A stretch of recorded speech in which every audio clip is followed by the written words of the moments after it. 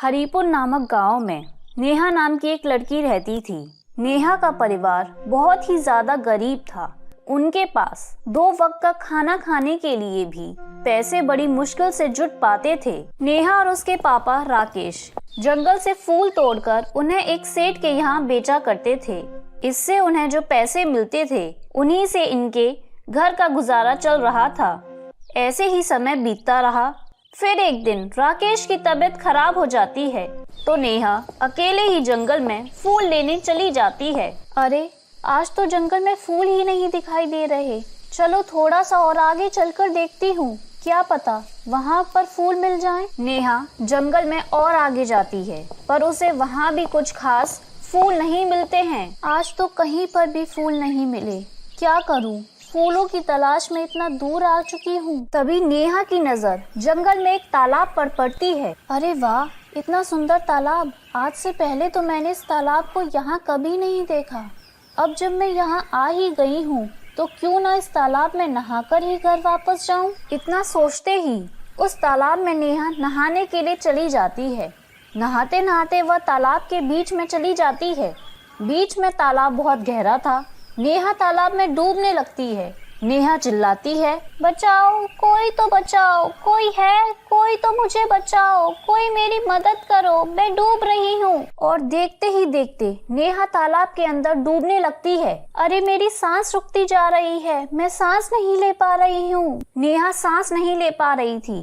तभी नेहा को पानी के अंदर एक बहुत तेज चमकीली रोशनी दिखाई देती है और वह डूबते हुए उस रोशनी तक पहुंचती है। अरे ये तालाब के अंदर पानी में इतनी रोशनी कैसे है? ये रोशनी आखिर आ कहां से रही है? अरे ये क्या, मैं पानी के अंदर सांस ले पा रही हूँ? मैं तो पानी के अंदर हूँ फिर भी अच्छे से सांस ले पा रही हूँ। ये कौन सा चमत्कार है? नेहा उस चमकीली रोशनी की तरफ बढ़ने लगती है।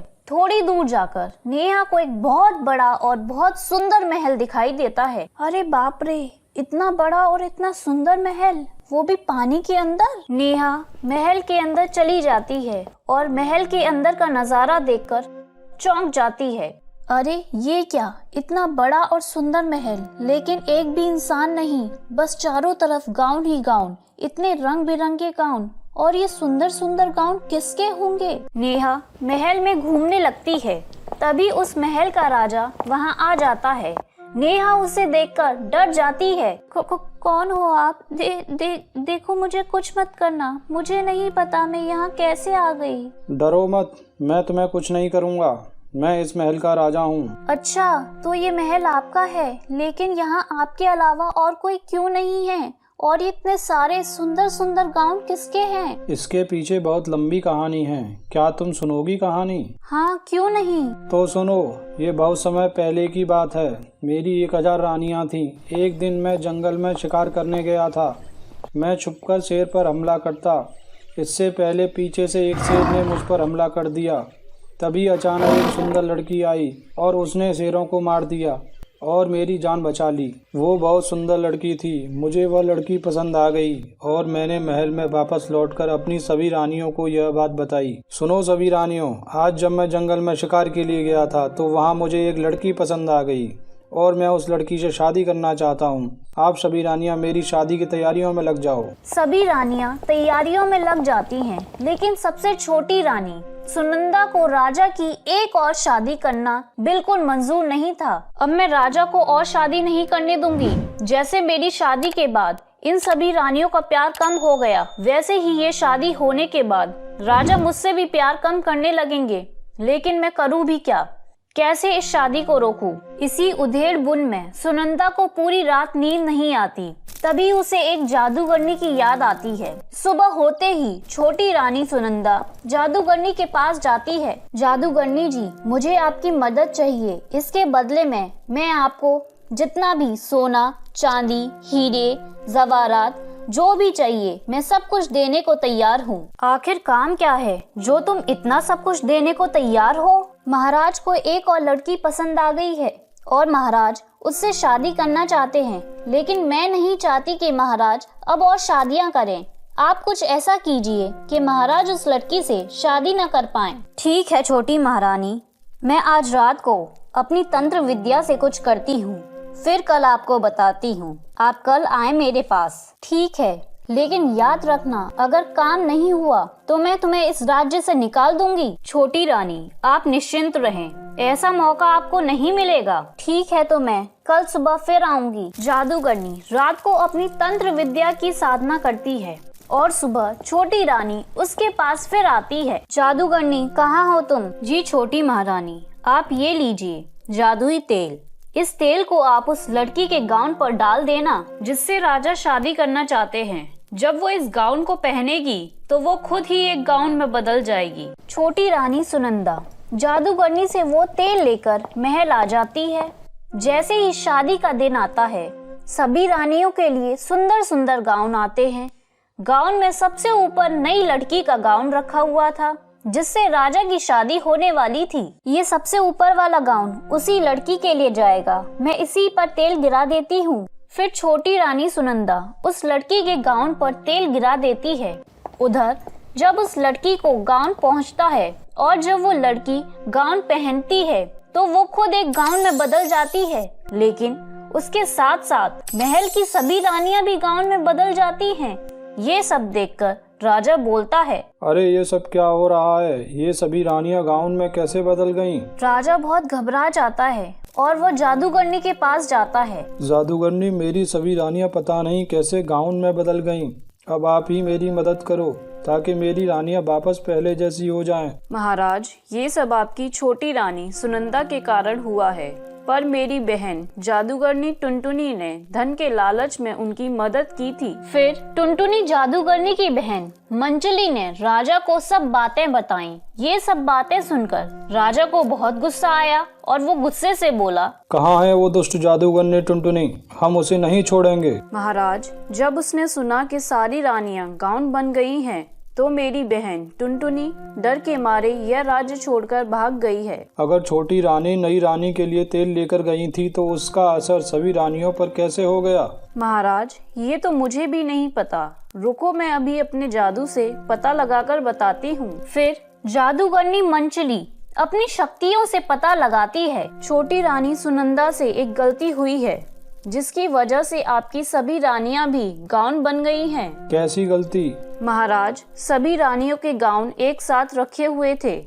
नई रानी का गाउन सबसे ऊपर रखा था। छोटी रानी ने तेल उस गाउन पर डाला तो वो तेल रिसकर सभी गाउन पर चला गया और उस तेल का असर सभी गाउनों पर भी हो गया, जिससे आपकी सभी रानियां भी गाउन बन गई हैं। तो अब इसका क्या उपाय है? मेरी रानियां वापस अपने रूप में कैसे आएंगी? अब तो कोई साफ, सच्चा, अच्छा, नेक दिल, ईमानदार इंसान ही आपकी रानियों को ठीक कर सकता है।